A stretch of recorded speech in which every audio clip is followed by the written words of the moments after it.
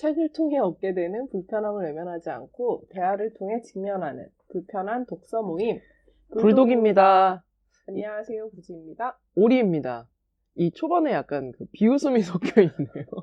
아니죠. 흠칫 놀란 거죠. 아, 그래요? 모든 게 다 우스운가 싶어서. 우습도 아니에요. 삶을 긍정적으로 바라보시기 바랍니다. 저는 웃긴 것과 재밌는 건 다른 거라고 생각하거든요. 네. 시작을 굉장히 좀 무섭고 무겁게 하시네요. 우리가 시비를 걸었다고 지금 생각하고 있기 때문에. 시비를 걸 수 없습니다. 오늘도 구지의 공간에 와서 제가 공간을 빌려서 녹음을 하는 것이기 때문에. 코로나가 빨리 끝났으면 좋겠네요. 코로나가 정말 좀처럼 끝나지 않아서 어쨌든 저는 뭐 감사할 따름입니다. 이렇게 1년이 넘게 지속될 줄 몰랐어요, 코로나가. 그러네요. 진짜 작년 이맘때는 괜찮았던 것 같아요. 작년 이맘때는 중국에서만 조금 소란스러운 정도이지 그때 않았을까요? 굳이 여행하고 있었어요. 그죠? 네. 굳이 여행하고 있었다니까 좀 이상하네요. 구지가 굳이 여행을 하고 있었는데 이탈리아였나요? 네네. 그러니까. 이탈리아 언제 다시 갈 수 있을까요? 저는 한 번도 못 가봐가지고 저는 언제 갈 수 있을까요? 여행을 빨리 다시 갈 수 있으면 좋겠다라는 생각이 드네요. 맞습니다. 어떤 죄책감 없이 좀 자유롭게 나가고 싶은 마음이 간절하네요. 네. 되게 이상한 소리가 길었네요. 오늘 소설이죠. 오늘 소설입니다. 오늘 소설은 정영수 작가의 내일의 연인들 단편집을 선정하였습니다. 일단 표지가 너무 예쁘죠. 색깔이 이런 색감의 또 책은 일전에 본 적이 없었던 것 같아요. 그러니까요. 그리고 이 책에 실려있는 사진이죠. 이 사진도 굉장히 이 제목과 잘 어울리면서 감각적인 느낌을 줘서 이거 인테리어용으로도 되게 좋다. 그러니까 되팔지 않을 거라는 얘기를 어제 하셨는데 그런 얘기는 네, 너무 예쁘고 그리고 읽을수록 정영수 작가님의 책이 저는 좋더라고요. 맞아요. 네. 처음에 제가 구지한테 물어봤을 때는 슴슴한 것 같아 라는 표현을 했었다가 지금 구지가 한 3번, 4번 정도 읽은 거죠. 네, 그렇게 읽으면서 야, 좋다. 좋은데? 야, 최고야, 막. 네, 맞아요. 그래서 저도 호기심이 동해가지고 읽어봤었죠.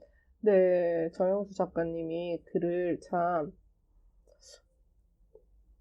뭔가 군더더기 없이 쓴다라는 기분이 들었어요. 뭔가 낭비되는 문장 없이 그렇게 쓰려면 진짜 글 쓸 때 에너지가 많이 드시겠다. 맞아요. 그리고 저는 이게 생뚱맞은 연상일 수 있겠는데 하루키가 좀 생각이 나는 거예요. 그래서 남자 주인공이니까? 누가? 여기 소설에 나오는 사람들이? 뭐 그건 생각을 못 해봤는데 방금 말한 그 문체면에 있어서 좀 군더더기가 없고 굉장히 담담하게 묘사하는데 훅 치고 들어오는 게 있단 말이죠. 그래서 뭔가 하루키 같다. 뭐 이 말을 좋아하실지 안 좋아하실지 모르겠지만.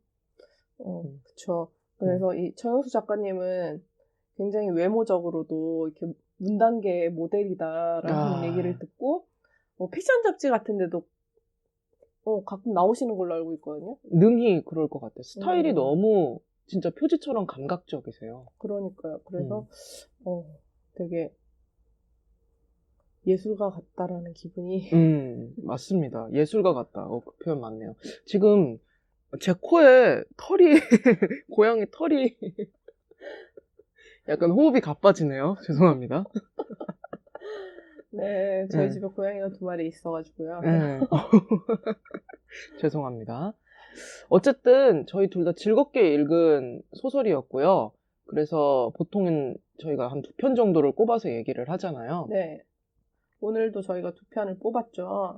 네, 그래서 오늘 할 책은 3번째 실려있는 더 인간적인 말. 그리고 4번째 실려있는 무사하고 안녕한 현대에서의 삶. 네, 이렇게 2편을 꼽아봤고요. 네, 그러면 먼저 줄거리 소개 먼저 하고 시작하겠습니다. 네. 더 인간적인 말. 어느 날 모르는 번호의 변호사에게 걸려온 전화를 받은 나. 나는 이 전화가 이혼 전문 변호사에게 걸려온 일종의 최후 통첩 전화가 아닐까 생각한다. 나는 현재 아내인 혜원과 아콰일로의 관계를 걸어오고 있으니까. 그러나 이는 나의 이모 이연자가 고용한 변호인의 전화로 이모가 내 앞으로 유산을 남겼다는 소식을 전한다. 하지만 이모는 죽지 않았는데. 이틀 후 찾아간 이모는 나와 혜원에게 이렇게 말한다. 이모는 스위스에 갈 거란다. 그리고 거기서 죽을 거고. 이모의 선언 앞에 나는 어쩔 줄 모른다. 두 번째, 무사하고 안녕한 현대에서의 삶. 나는 일어나서는 안 되는 불안한 일들에 대해 자주 생각하는 사람이다. 잔혹한 상상 끝에는 그런 일들이 나의 삶에서 결코 일어나지 않을 것이란 확신을 하며 안도하기도 한다. 그러던 어느 날 나는 여자친구 선영과 나의 오래된 친구 이유정의 집에 방문한다. 유정의 아기는 이제 갓 100일을 넘었다. 그런데 아기를 안아보라는 유정의 권유와 나의 거절이 오가던 와중에 아기가 바닥을 향해 추락한다. 영구적인 손상을 입게 된 유정의 아이 앞에서 나는 어떻게 정말로 그런 일이 일어날 수 있었는지 의아하고 혼란스럽다. 네, 그러면 오늘의 불편 포인트 말씀드리겠습니다. 주인공의 생각과는 다른 현실을 살아내야 하는 그들의 삶이 마치 우리의 삶과 닮아 불편해졌습니다. 오늘 불포가 짧고 간결하죠? 네, 음, 일단 그러면 네. 더 인간적인 말부터 한번 이야기를 해볼까요? 네, 좋습니다. 제목들이 다 좋아요. 그죠? 네, 정말 문학적이다라는 말을 쓸 수 있을 것 같아요. 표제작도 굉장히 매력적이고 내일의 연인들 그리고 저희가 고른 이 두 작품에서의 제목도 뭔가 좀 곱씹게 만들어주는 좋은 제목들인 것 같아요. 어떠셨어요? 제목을 진짜 신경을 많이 쓰시나 봐요. 뭐 기적의 시대, 서로의 나라에서 길을 잘 찾는 서울 사람들, 두 사람의 세계. 이 첫 번째 우리가 하려는 작품의 더 인간적인 말은 어떠셨어요? 사실 처음에는 그냥 후루룩 읽었을 때는 제목을 많이 곱씹지 않았거든요. 네. 근데 이 책을 읽고 두 번, 세 번 읽으면서 이보다 더 적절한 제목이 있을까? 라는 마음이 뒤늦게 들더라고요. 더 인간적인 말이라는 게 인간적인 말이 있고 그거보다 조금 더 높은 단계? 좀 더 나아간 단계의 것을 상정을 한다면 이들이 지금 이 이야기 속에서 주고받고 있는 이야기들 중에 어떤 게 더 인간적인 말일까를 고민하게 하고 그러면 조금 덜 인간적인 말은 또 무엇일까 이런 생각을 하게 했어요. 그렇네요. 이 말이라는 게 주인공인 나와 아내인 혜원 사이에서는 중요한 매개이기도 하면서 갈등의 씨앗이기도 해요. 맞아요. 대화하는 걸 되게 좋아하는 사람들이잖아요. 근데 맞아요. 그 대화가 뭔가 소소하고 일상의 즐거운 일들을 나누는 대화가 아니라 뭔가 사회적 이슈가 될 만한 토론거리를 좋아하는 사람들인 거죠. 집에 부모님이 맨날 이렇게 토론하고 있으면 아이가 똑똑해질까요? 갑자기 그런 생각이 드네요. 약간 신물이 나지 않을까요? 일단 저희 집은 이러지 않았어요. 그래서 제가 똑똑하지 않은 건가요? 아니, 난 신물이 날 것 같다고 얘기했는데. 그렇죠. 좀 지긋지긋할 것 같은데요. 약간 물릴 것 같아요. 그냥 있는 그대로만 봐. 약간 막 이렇게 얘기도 할 수 있을 것 같아요. 그런 가정에 내가 어린아이로 있다면, 특히 막 10대쯤에는, 또 시작이다. 그리고 가정 내에서 이런 대화가 계속 오고 간다는 거는 어떻게 보면 축복이죠. 왜냐면 일상적인 대화를 하지 않는다는 거잖아요. 일상적인 대화를 하지 않으면 여유가 있다는 건가? 생활 공동체가 될 수 있나요? 아, 그런가? 저는 가족은 생활 공동체라고 생각하거든요. 그러니까 막 그 생활에서 벌어지는 잡다구리한 일들에 대한 거를 이제 주로 가족들이랑 하는데 그런 대화를 차치하고 이런 관념적인 대화를 나눈다는 게 저는 되게 여유롭게 느껴져요. 그럴 여유가 있다는 거 아닌가? 심적으로도, 시간적으로도? 뭔가 전 용기가 없다라는 생각 들긴 했는데. 용기가 없다? 그러니까 이 사람이랑은 항상 이런 대화만 해야 돼. 약간 이렇게 프레임이 씌워진 게 아닐까? 그렇잖아요. 어떤 친구를 만날 때는 되게 뭔가 비생산적인 이야기만 주고받고 오는 친구도 있고 어떤 친구하고는 뭔가 미래지향적인 이야기를 나누는 친구도 있고 막 여러 부류의 친구가 있잖아요. 근데 가족이랑 일상적인 이야기를 못 나누면 저는 뭔가 둘 사이에 그 뭐라고 하니 싱크홀 같은 게 생길 것 같아요. 공유할 수 있는 삶이 없어지는 거잖아요. 공유할 수 있는 삶이 없어지는 거니까 좀 여유롭다기보다는 더 각박한 삶 같다라는 기분도 들었어요. 일상적인 대화라는 게 이 나와 회원 사이에 오고 가는 그런 말들? 여러 토론 주제들? 아니 그건 일상적인 말이 아니라고 생각했던 거죠. 일상적인 말이 더 많은 사람들이 토론까지 한다면 되게 사이가 튼튼할 수 있을 것 같은데 근데 일상적인 말을 이들은 조금 약간 배제하고 있는 것 같잖아요. 그렇게 그려지잖아요. 그럴 때는 뭔가 탄탄하기보다는 버티고 있는 느낌? 되게 그 지점도 흥미로웠어요. 연애 시절에는 이렇게 토론하는 게 약간 로맨틱한 게임인 것처럼 둘이서 거의 뭐 밤을 새가며 즐겁게 얘기를 하다가 결혼을 하고 오랜 세월을 둘이 쌓아오면서 이 대화에 아까 말했던 것처럼 약간 신물이 나는 거죠. 그렇죠. 근데 다른 대화를 못 하잖아요. 이게 현실이고 이거 이야기가 중요하다고 생각하니까 중요하지. 근데 딴 얘기도 하라고. 그러니까 아예 이들은 그래서 입을 닫아버리는 쪽을 택해요. 근데 입을 닫았더니 생각보다 평화로웠다고 하잖아요. 그러니까 그것도 신기해요. 그리고 근데 어쨌든 이들 부부는 그런 대화를 많이 하고 있다가 이제 조금 대화를 줄이는 상태에 놓여 있는 상태였는데 굉장히 여러 가지 토론을 했다고 얘기를 하죠. 뭐 사회적 이슈라든지 뭐 안락사라든지 뭐 사형제도라든지 뭐 이런 것들에 대한 뭔가 굵직굵직한 이야기들 나누는 걸 좋아했었는데 첫 시작이 전화 오는 걸로 시작하는 건데 그 전화가 정확하게 그냥 이야기하자면 이모가 유산을 남기고 스위스에서 안락사를 하겠다 라는 거였던 거죠. 결국에 정리를 하자면 그러고 나서부터 이들 부부의 세상이 바뀌기 시작하는 거죠. 그쵸. 뭔가 더 현실적인 대화, 그러니까 뭔가 내 눈앞에 닥친 대화로 바뀌기 시작하겠죠. 근데 그 대화를 어떻게 할지 잘 몰라 한다라는 느낌도 좀 들긴 했어요. 근데 이게 그냥 우리도 그런 것 같아요. 뭔가 토론 주제로 안락사에 대한 이야기를 중고등학교 때 진짜 많이 했던 것 같거든요. 찬반 토론 같은 거 하면 고정적으로 나오는 주제들이 있었거든요. 맞아요. 뭐 안락사라든지 그다음 뭐 사형제도라든지 뭐 이런 이야기들을 한창 했었었는데 그때 얘기한 것과 현실로 들어왔을 때 나의 가족 중에 누군가가 안락사를 한다고 할 때 나의 태도는 찬성과 반대 입장이 똑같을 수 있을까? 토론에서의 찬성이 일상에서의 찬성이 될 수 있을까? 라는 생각을 하면서 계속 이 책을 읽게 됐던 것 같아요.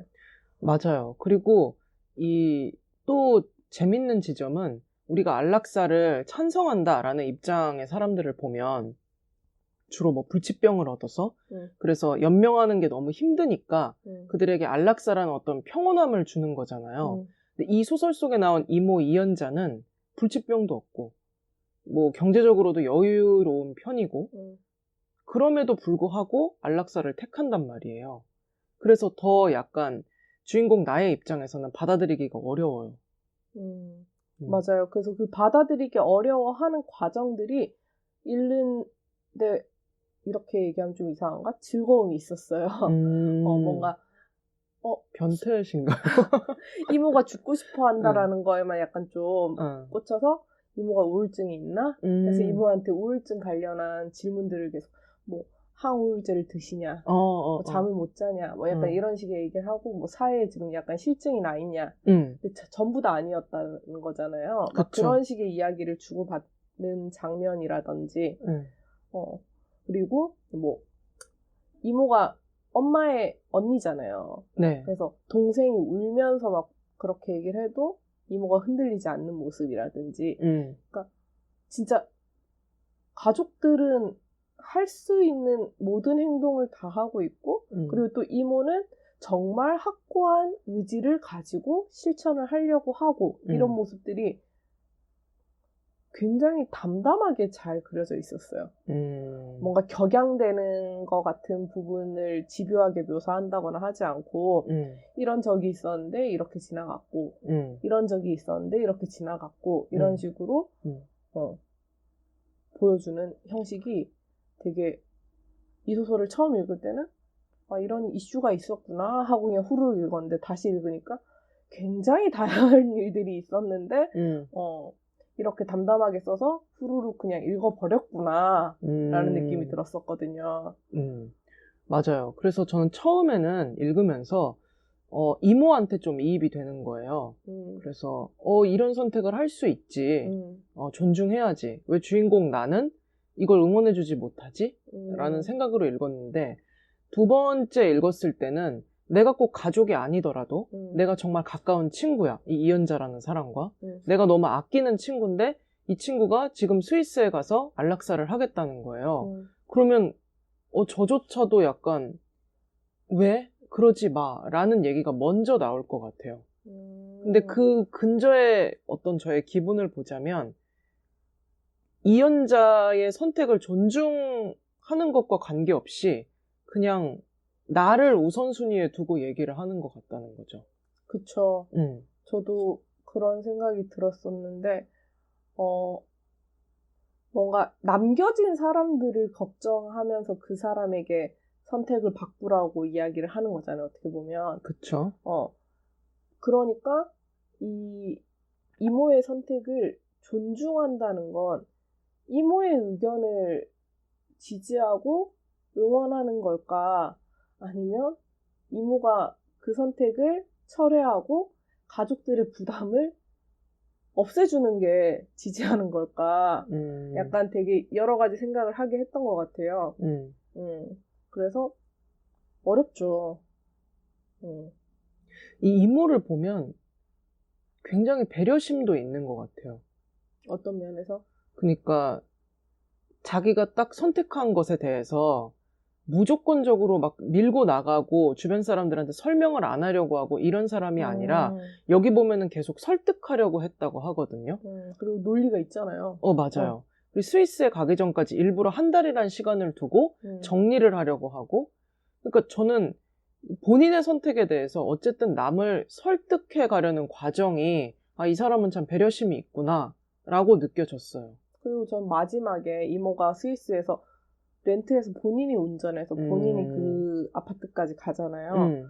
전 그 행동이 진짜 확고함을 보여주는 장면이라는 생각이 들었고, 이들 부부가 따라가지 않아도 나는 혼자서 이렇게 실천을 했을 거다라는 걸 보여주는 장면 같아서, 이 이모는 정말 확고한 생각을 가지고 있는 사람이구나 라는 생각을 줬어요.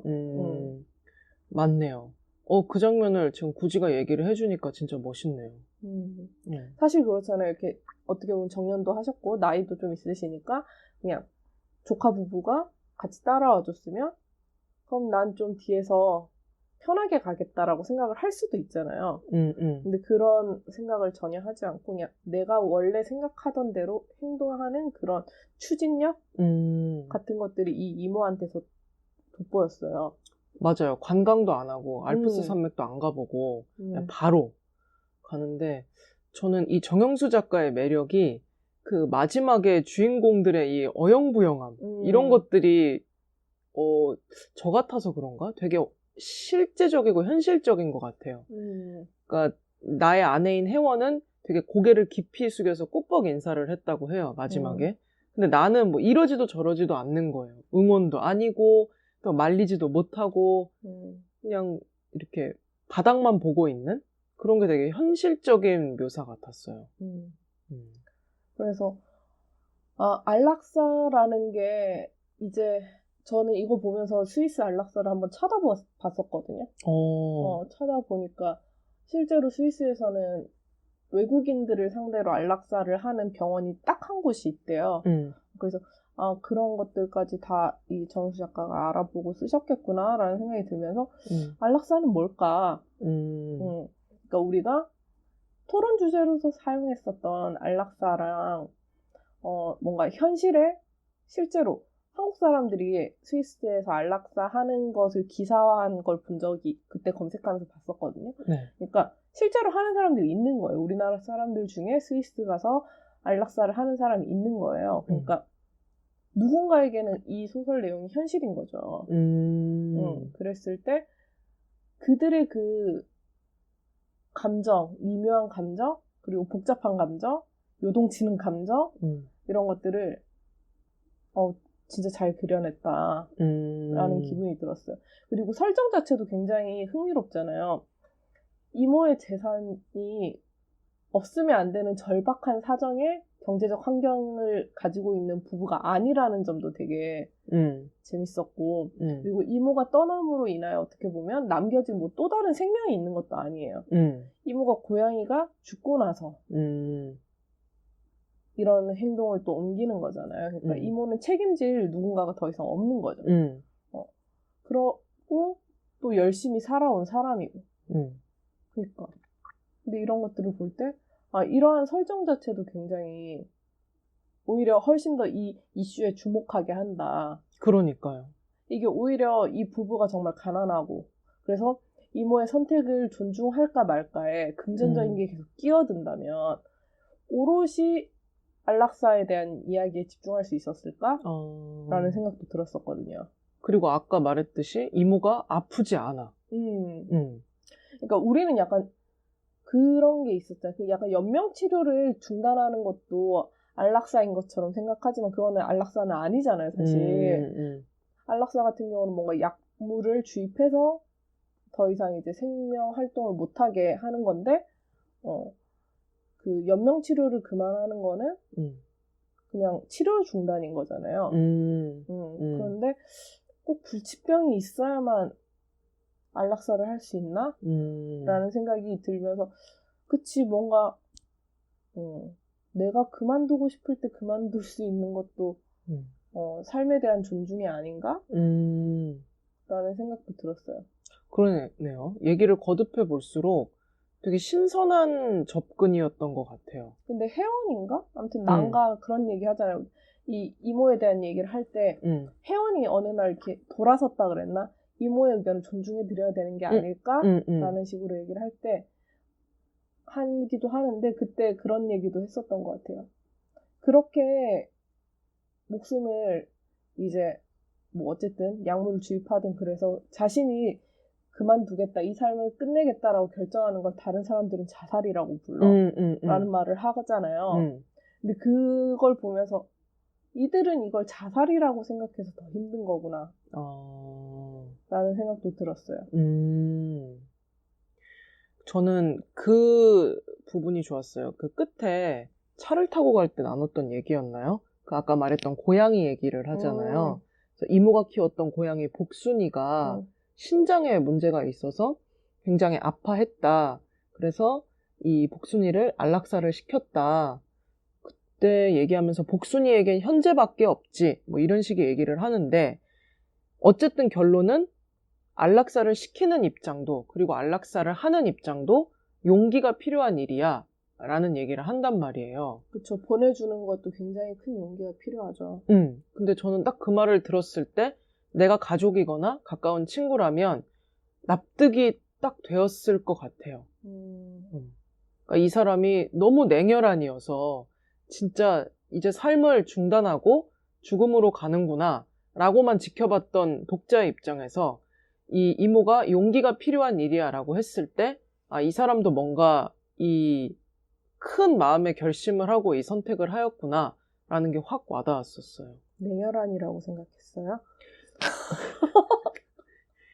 그러니까 이렇게 자기 동생이 그러니까 나의 엄마죠. 나의 여동생이 나한테 울고불고 매달리고 이러는데도 변하지 않을 거야 라는 식으로 하는 게, 와, 상당히 냉철하다. 음. 라는 이미지를 초반 부분에 계속 줬었거든요. 저는 근데 오히려 그랬었거든요. 울고불고 하는 게 그냥 그 동생은 하고 싶은 걸 때를 다 쓰고 있다. 어, 그 엄마 대사 너무 귀엽지 않았어요? 어떤 거였죠? 이거 안락사 진짜로 하면 나 2번 다시 언니야. 그래서 그러면서 그 이모가 그렇게 니네 엄마는 내가 스위스에서 안락사를 하고 다시 돌아올 거라고 생각을 하나 봐. 너무 귀여웠어요. 네. 그렇잖아요. 근데 이게 약간 그렇잖아요. 안락사를 하겠다라고 결정을 하는 동안에 엄청난 마음 준비 과정이 있었겠다라는 생각이 들죠. 이렇게 강단을 가지려면 그냥 어느 날 갑자기 자고 일어나서 해야 되겠다. 이게 아닌 거죠. 그러니까 그런 준비 과정이 있었기 때문에 흔들리지 않는 거다라는 생각이 들었었던 것 같아요. 맞아요. 여기 보면 옛날부터 그러려고 했다는 거야 라는 나의 엄마의 대사가 있어요. 그러니까 이모는 뭐 어쨌든 지금보다 젊은 시절부터 이 죽음을 선택한다는 것에 대해서 막연하게나마 어떤 결심을 갖고 있었던 것 같아요. 정말 그러니까 제가 무슨 책을 읽을 때였지? 나는 매주 시체를 보러 간다였나? 아무튼 그 책을 읽을 때였던 것 같은데 우리나라 사람들은 죽음에 대해서 이야기하는 걸 굉장히 뭔가 불온하게? 약간 거부해야 되는, 터부시하는 뭐 그런 식의 것으로 생각을 한다는 거죠. 근데 죽음에 대한 이야기를 많이 나눌수록 훨씬 더 건강한 삶을 살게 된다는 거죠. 그런 식의 이야기가 있었거든요. 그래서 근데 그거 보면서도 저도 그런 생각을 했던 것 같아요. 현재를 열심히 사는 것만 어떻게 보면 강조하는 세상이잖아요. 근데 죽음을 준비하는 것도 굉장히 의미 있는 행동이 될 수 있는데 우린 죽음을 얘기하면 무슨 소리야 더 살아야지 라고 그러니까 죽는 건 나쁜 거 사는 건 좋은 거 근데 그렇게만 생각하면 너무 다 불행이잖아요. 결국에 우린 다 불행을 향해 달려가고 있는 거잖아요. 우린 전부 다 유한한 존재인데 그렇기 때문에 그렇게 볼 필요가 없다라는 생각도 들긴 했어요. 맞아요. 진짜 이모는 그러니까 삶에서 계속 죽음을 생각하면서 살아왔던 거예요. 죽음도 생각해야지. 그렇지. 근데 그거 자체도 우리나라 문화에서는 되게 용기고 하여튼 좀 신기했어요. 그런 대화를 나누기가 진짜 힘들겠다는 생각이 들긴 했어요. 저는 예전에 저는 이제 혼자 사니까 고양이들은 제가 사고가 났을 때 전화해주지 못하잖아요. 그래서 전에 이렇게 엄마가 진짜 얇은 도마를 준 적이 있어요. 그래서 근데 제가 또 도마를 그냥 갖고 와서 아무 데나 던져놨는데 화장실을 가다가 그걸 밟은 거죠. 미끄러져서 거의 정말 식겁을 한 거예요. 그러니까 뭐 넘어지진 않았어. 근데 그 잠깐의 그 허우적거리면서 뭔가 지지할 곳을 찾는 허웅대는 나의 팔 그런 순간이 있잖아요. 근데 그러면서 와 진짜 내가 이렇게 하다 혹시라도 넘어져서 머리를 찧어서 다쳤다. 아니면 뭔가 굉장히 위급한 상황이 되었다. 근데 핸드폰을 하러 갈 수가 없다. 그럼 난 얼마 만에 발견이 될까? 라는 생각을 한 적이 있거든요. 근데 그때 그 생각이 드는 거예요. 내가 직장 생활을 계속하고 있다면 다음날 아침에 누군가가 나한테 연락을 하긴 하겠구나. 근데 내가 직장을 다니고 있지 않다면 누가 할까? 그치. 라는 생각이 들면서 직장 열심히 다녀야 되겠다. 라는 생각도 들면서 그러면서 이제 저는 뭐 부모님이랑은 일주일에 뭐 한두 번 정도 연락을 하는 것 같고 언니랑은 거의 매일매일 그냥 전화는 아니고 문자나 카톡 같은 걸 하는데 그래서 그런 생각을 하다가 언니한테 연락을 한 거죠. 내가 며칠 동안 카톡을 안 보면 우리 집에 와 볼 거냐. 그때 언니가 일주일? 이러고 죽었겠네. 근데 내가 이 얘기를 했을 때 사람들이 되게 막 우스꽝스럽고 재밌는 얘기로만 생각을 하는 거예요. 근데 전 되게 현실이라는 생각을 했거든요. 절대 바닥이 미끄러운 건 이제 절대 두지 않고요. 물 흘리면 바로바로 닦고요. 그래서 제가 그럴 때 제가 삶에 대한 의지가 있다라는 걸 느끼게 되거든요. 이렇게 죽고 싶지 않다. 이렇게 죽고 싶지 않다. 그러니까 내가 생각하는 마지막은 그렇게 해서 죽고 싶은 건 아니거든요. 지금 옆에서 이 구지의 고양이가 갑자기 나와서 근엄하게 앉아있기 시작했어요. 집중해 주시겠어요? 자기 얘기가 나왔을까? 그러네요. 하여튼 맞아요. 우리나라 문화권에서는 이 죽음에 대해서 얘기한다는 거를 그냥 끝이라고 생각하고 피하려고 하고 슬퍼지려 하고 굉장히 그쵸. 감상에 젖으려는 그 준비 자세가 딱 되어 있어요. 그리고 또 막 그런 거 있잖아요. 진짜 아픈 사람이 막 이제 내가 죽으면 이렇게 얘기하면 그런 얘기 하지 말아요. 이러잖아요. 무슨 소리야. 건강해져서 오래 살아야지. 내년에 같이 뭐 해야지. 이 사람이 준비할 수 있게 도움을 주라고. 약간 이렇게 생각을 한 번 더 하게 만드는 소설이었어요. 맞아요. 그래서 처음 읽었을 때는 그냥 막연하게나마 흥미롭다라고 했는데 어쨌든 우리 둘 다 이거 했으면 좋겠다라고 한 걸 보면 뭔가 우리한테 질문을 툭 던져놓은 것 같기는 해요. 맞아요. 생각할 거리를 끊임없이 던져주는 소설이었어요. 그렇습니다. 그러면 바로 연달아서 나오는 그 다음 작품에 대해서 얘기를 해볼까요? 네, 제가 이 소설 너무 좋다고 무사하고 안녕한 현대에서의 삶 하자 이랬더니 우리가 그랬죠. 난 두려워. 이 상황이 너무 공포스러워. 이게 조카가 있어서 그런 거죠. 어떻게 보면 네. 더. 악몽 같아요. 왜 조카에 대입해서 소설을 읽냐고. 그게 왜 그러냐면 아까 줄거리는 얘기했으니까 저도 조카를 처음 안을 때 느낌이 진짜 무서웠어요. 너무 가벼운 거예요. 너무 작잖아요, 또. 너무 작고. 100일 정도의 아기는 진짜 작잖아요. 맞아요. 그리고 얘는 진짜 내 손이 아니면 지금 목도 혼자 가누질 못하는 상태니까. 그리고 이제 아이랑 또는 아기랑 오랜 시간을 같이 하신 분이라면은 10명 중에 그래도 굉장히 많은 비율이 떨어뜨릴 뻔한 적이 있을 거예요. 저도 있었고. 그때 그 공포와 엄청난 이 감정, 이 고스란히. 그래서 저는 너무 재밌는 거예요, 어떻게 보면. 소설을 소설로 보라고. 그래? 왜 여기에 지금 자기. 그리고 이제 몸을 가눌 수 있잖아요, 조카가. 저보다 힘이 셀 수도 있어요. 여전히 몸을 가누지 못하는 연약한 존재로만 생각을 하고 있는. 확실한 건 저보다 밥을 많이 먹습니다. 한창 클 때니까요. 그쵸. 네, 그래서 이 소설을 읽는데 저는 진짜로 무서웠어요. 그리고 그 아기가 추락하는 그 장면이 길지 않잖아요. 되게 순식간에 한 몇 줄에 걸쳐서 요약이 되기 때문에 뭐야 하면서 읽었던 기억이 나요. 그래서 저는 이 소설을 읽으면서 막 그 정도로 불편하지 않았던 것 같아요. 약간 그런 게 있잖아요. 범죄 영화 이런 거 보면 범죄 장면을 저렇게까지 집요하고 잔인하게 각도를 달리하면서 클로즈업 해가면서 보여줘야 하나 라는 그 장면이 너무 불편하고 힘들 때가 있잖아요. 근데 이 소설에서는 그걸 되게 빨리 치고 넘어가서 그 후의 잔상들, 대처들 이런 거에 대한 이야기가 더 길어지는 게 저는 그래서 이 소설이 그만큼 불편하진 않았던 것 같아요.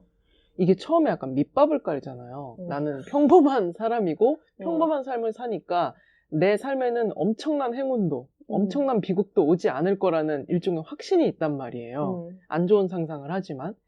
그런데 그런 일이 뭔가 닥쳤다라는 식으로 얘기가 나오는데 저는 사전 지식이 없이 봤으니까 이런 식의 불운이라고는 생각조차 못한 거죠. 진짜 놀랐어요. 다시 한번. 근데 그것도 되게 그랬어요. 이건 누구의 불운인가? 그 연결되어 있는 사람이 정말 직접적으로 연결되는 사람은 3명이라고 생각이 들거든요. 이 주인공 나와 그리고 그 아이의 엄마인 친구 유정이 그 다음에 실제로 사고를 당한 아이 이렇게 셋이 가장 직접적인 연결고리라고 생각하는데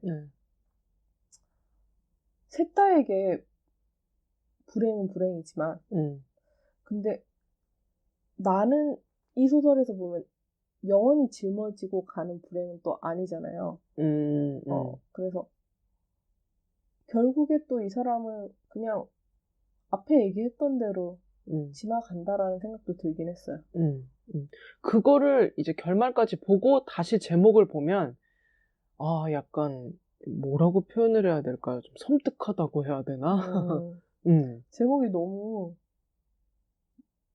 서늘하다라는 기분이 들죠. 서늘하다. 그런 느낌이 들었어요. 그래서 이 유정이의 아이를 실수로 누가 떨어뜨렸는지도 사실은 몰라요. 그리고 약간 그 관계 묘사에서도 그렇잖아요. 되게 불분명하잖아요.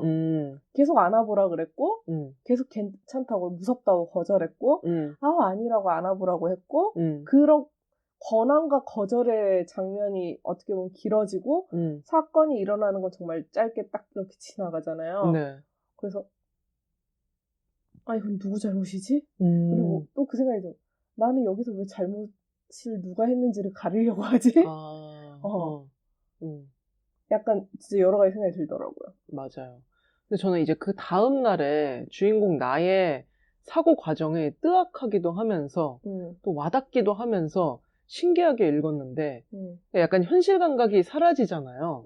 그러면서 그냥 직장에서의 그 동료들이 농담하는 거에 웃기도 하고 그래서 지금 나한테 벌어진 일이 이게 현실이 맞아?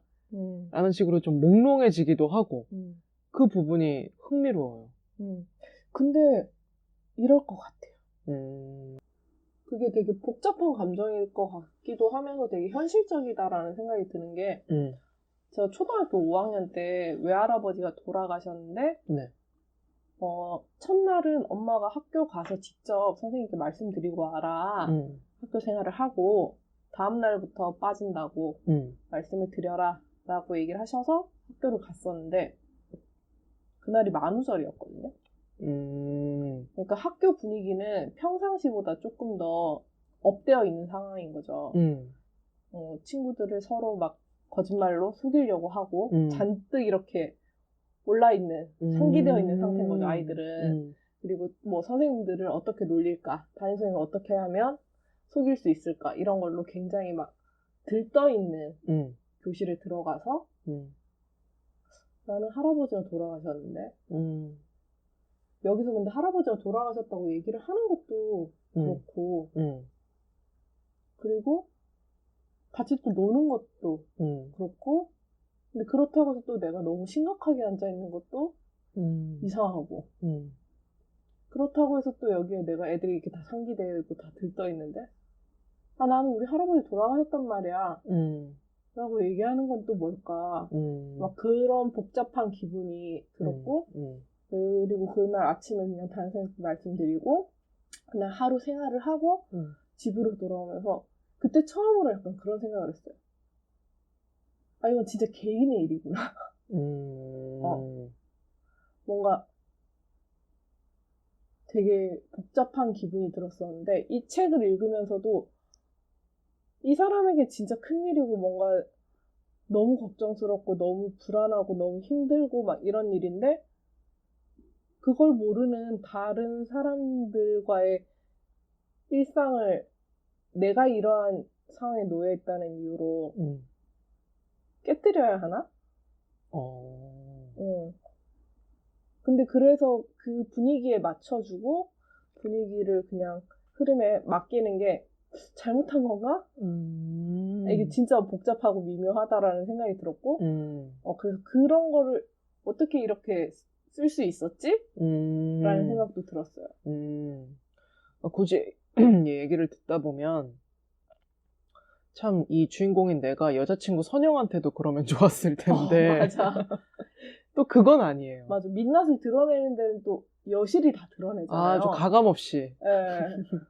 그 원래 이렇게 보면은 좀 불행한 일을 잘 상상하는 일상을 살아가던 사람이었고 결혼을 앞두고 있었고 그쵸. 결혼 준비 중이었는데 뭐 여자친구는 다 알고 있었죠. 어떤 일이 있었고 지금 얘가 얼마만큼 마음의 짐을 가지고 있는지 알고 있는 상태였는데 웨딩드레스 고르러 가서는 그러면 안 되는 거 아니었나 싶은 순간이 있잖아요.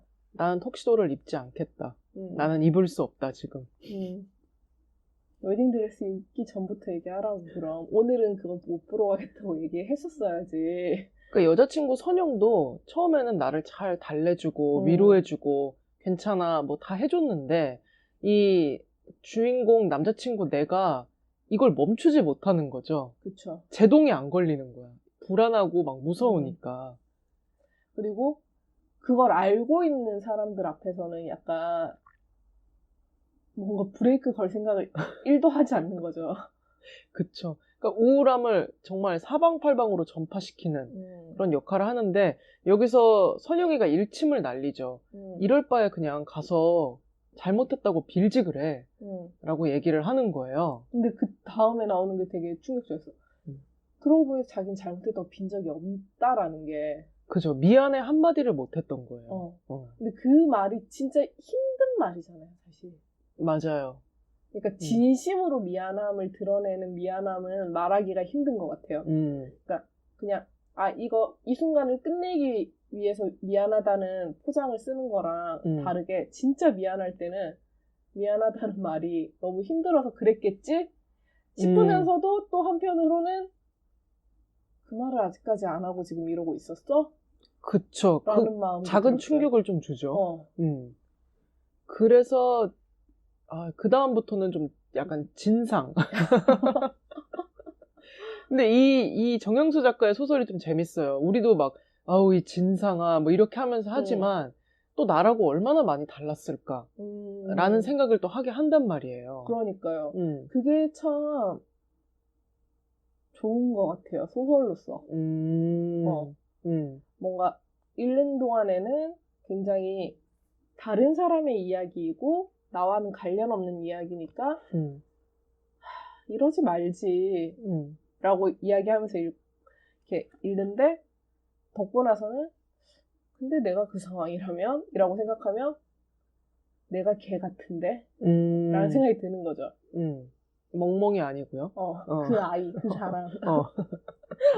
그래서 방금 전에 했던 그 더 인간적인 말도 그렇고 이 작품에서도 그렇고 그 더 인간적인 말에서도 이모가 아프지 않고 그리고 주인공과 혜원이는 경제적인 여유가 있고 이러다 보니까 독자는 더 상상할 여지가 커지잖아요.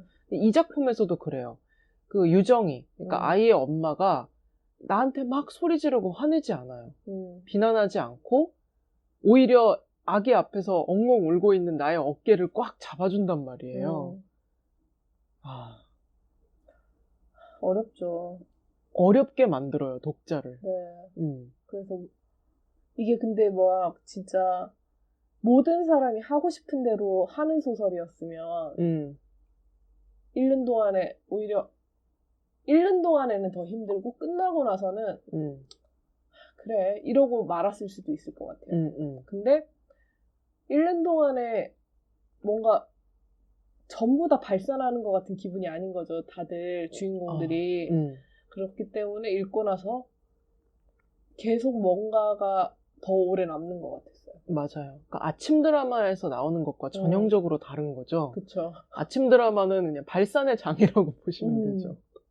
그 얘기 들은 적 있어요. 아침 드라마가 아침에 바쁘잖아요. 이런 일도 하고 저런 일도 해야 되니까 텔레비전 앞에 앉아있을 수가 없는 거야, 사람들이. 그래서 뭔가를 하면서 그 드라마를 듣는데요. 그러니까 보기도 하고 듣기도 하는 거죠. 그렇기 때문에 그 주인공들이 그런 말들을 다 입으로 한대요. 네가 내 뭐 아버지의 숨겨둔 자식이라서 그걸 겪어내고 있는 내가 얼마나 힘든지 네가 아니 막 이런 식의 이야기를 구구절절하게 하고 또 하는 거죠. 그 얘기를 듣고 그래서 아침 드라마는 아침 드라마만의 그 장르가 또 따로 있다는 거예요. 좀 납득이 되긴 하네요. 그러니까 사람들이 왜냐하면 집중해서 계속 보면 그걸 여러 번 설명할 필요가 없잖아요. 그쵸. 그리고 자극적인 장면으로 나올 필요도 없죠. 근데 계속 뭔가를 하면서 보니까 잠깐 사로잡을 수 있는 자극적인 장면. 그리고 모든 것을 다 알려주는 대사. 근데 나 거기에 중독이 되면 나 약간 인간관계를 잘 못 맺을 것 같아요. 넌 왜 설명해주지 않아? 그러니까 상대방을 되게 답답해 할 것 같아. 나는 아침 드라마를 잘 안 봐서 이 소설을 읽어낼 수 있었다. 그래서, 어쨌든. 네, 이 소설 읽으면서 정말 좋은 소설이란 어떤 것일까에 대해서 오히려 생각을 많이 하게 된 것 같아요. 오, 흥미롭네요. 질문을 너무 많이 남기잖아요. 맞아요. 그리고 막 약간 촌스러운 방식으로 이건 어떨까, 저건 어떨까 이런 게 아니라 그냥 상황만 이렇게 쥐어주는. 그러니까 뭔가 그래서 이 정영수 작가의 책들이 좀 그런 것 같아요. 어떠한 큰 이벤트 같은 게 하나 있고 네. 그거에 대한 나라는 서술자의 집요한 서술. 근데 그 집요함이 긴 시간 동안 이루어지고 있는 이야기. 그러니까 되게 그런 거 있잖아요. 뭔가 찰나의 순간을 막 3장씩 쓰는 작가들도 있지만 네. 3일을 한 장에 써내는. 근데 그 3일 동안 했던 이야기들이 문장 하나하나가 다 담고 있는 거죠. 그래서 에너지를 많이 쓰시겠다라는 기분이 들었어요. 그래서 여기 실린 작품들이 전반적으로 다 길지 않잖아요. 짧게 하는데 그렇다고 짧은 느낌은 또 아니고요. 그렇다고 또 그게 지루하다는 말은 또 절대 아니고 생각을 해보게 만드니까 좀 묵직하게 다가온다. 맞아요. 좋은 소설이었습니다. 그렇습니다. 저희 불포가 뭐였죠, 오늘? 저희 불포가 네. 우리는 끊임없이 어떠한 모습을 상상하잖아요. 네. 그러니까 이 주인공들도 본인들이 생각하는 현실이 있을 텐데 근데 그것과는 다른 삶을 살아내야 하는 순간들이 우리에게도 있고 이 소설 속 주인공들에게도 있는 거죠. 그쵸. 그게 우리랑 너무 닮아 있어서 약간 불편하다? 오늘 주구장창 그 얘기를 했네요. 그죠. 그런 게 있잖아요. 내가 생각할 때는 불의를 보면 행동을 해야지. 근데 정말 불의를 봤을 때 그 자리를 뜨고 싶어하는 그치. 나를 마주칠 때 내가 얼마나 또 속으로 불편한가. 맞아요. 그리고 지금 두 번째 했던 무사하고 안녕한 현대에서의 삶에서와 같이 그런 비극적인 일이 닥쳤을 때 굉장히 멋있게 하고 싶지만 그 숨길 수 없는 나의 찌질함 이런 것들이 나도 나오겠죠. 그쵸. 이 주인공이 그런 장면이 나오잖아요. 상상을 끊임없이 할 때는 대처 방법까지 굉장히 착착착 생각하는 사람이었단 말이에요. 그쵸. 그런데 실제로 내가 그 현실을 맞닥뜨렸을 때는 그냥 회로 정지가 돼버리는 거죠. 그냥 할 수 있는 거는 항상 하던 일을 그냥 하는 거. 맞아. 그거 말고는 뭘 어떻게 해야 될지를 모르는 거죠. 근데 진짜 그런 것 같아요. 뭔가 내가 예상치 못한 사고 이런 것들을 당하거나 경험했을 때는 약간 진짜 일시정지 상태가 되는 것 같아요. 맞습니다. 진짜 한국에 좋은 소설 많아요. 갑자기? 아주 즐거워요, 요즘. 책을 읽으면서. 제가 한국 소설이 막 좋다고 막 1000번 정도 얘기했었었는데 작년부터 이제 극대화된 효과를 누리고 있는 것 같네요. 네. 자, 그럼 1대100으로 넘어가 보도록 하겠습니다. 가위바위보. 네, 제가 먼저 하겠습니다. 네. 저는 밥이라는 단어를 선택했습니다. 그러니까 밥은 우리 식탁에서 기본이자 당연한 음식입니다. 시간과 정성을 들여 찌개를 끓였는데 밥이 없다는 걸 상상해보세요. 밥이 될 때까지 다시 또 기다려야 되겠죠. 그리고 근데 또 대단한 음식이 없어도 그냥 계란 후라이에 간장, 참기름만 있으면 또 꽤 맛있는 식사가 되어주잖아요. 그러니까 밥은 어떤 반찬을 만나도 참 잘 녹아들고 잘 섞여드는 것 같아요. 근데 지금 밥에 대한 쓸데없는 말이 길었는데 이 백자 끝났어요. 끝나셨어요? 아니야, 끝났어. 네. 근데 밥을 꼭꼭 오래 씹어보면 굉장히 단맛이 나잖아요.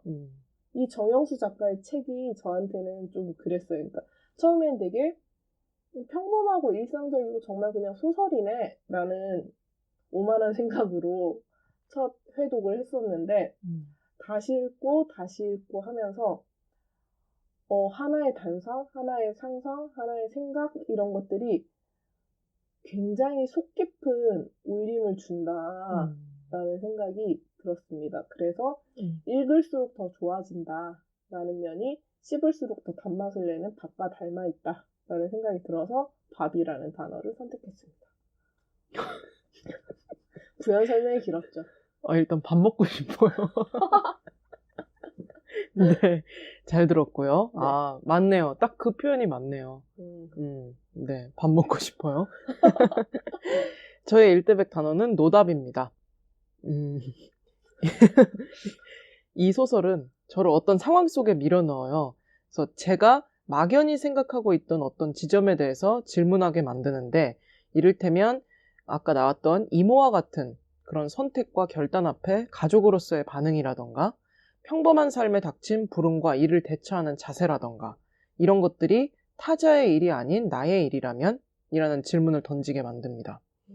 작가는 이에 대해서 어떠한 답도 제시해주지 않고 그저 우유부단하고 어영부영하는 인물들의 모습만 보여줄 뿐이에요. 근데 생각해보면 이런 문제들과 상황에 대한 올바른 대처 방법이나 해결책은 없는 것 같아요. 그저 사람마다 각자 다른 반응만 있을 뿐이라서 이 책을 읽으면서 답이 없을 묵직한 질문을 던져주고 독자로 하여금 고민해보게 하는 책이라는 생각이 들어서 노답이라는 단어를 골라봤습니다.